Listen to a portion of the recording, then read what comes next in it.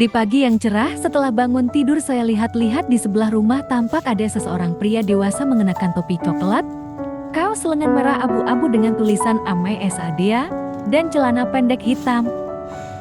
Pria itu berada di tengah kebun yang tampaknya ditanami pepaya, yang terlihat dari bentuk daunnya yang khas. Selain pepaya, terlihat juga tanaman lain yang tumbuh di sekitarnya, termasuk tanaman dengan daun lebar berwarna hijau yang mungkin adalah kunyit. Lahannya sedikit luasnya, sekitar 20 kali 10 meter ya kira-kira. Lahan ini tampak subur sekali ya, dengan berbagai jenis tanaman di sekitarnya. Tanaman-tanaman tersebut termasuk tanaman dengan daun kecil dan rimbun di kiri kanannya. Singkong pun di sini juga ada.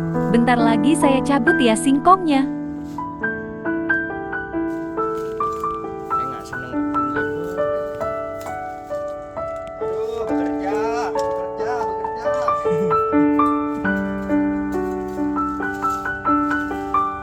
Boleh beras sekilo.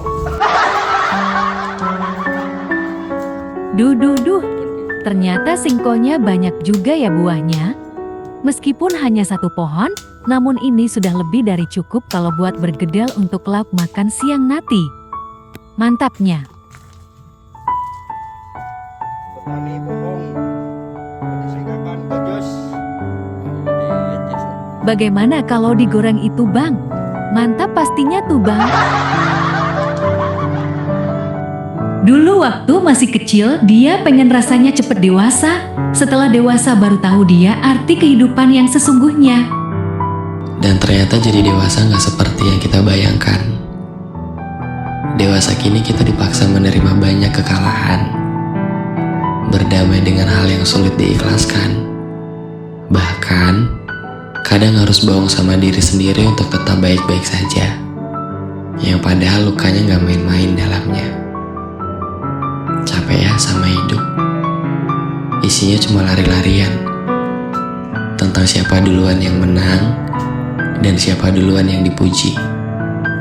Tentang siapa yang akhirnya pulang dan siapa yang akhirnya diadili. Kita terlalu ringkih untuk berjalan kembali. Namun, jalannya masih panjang.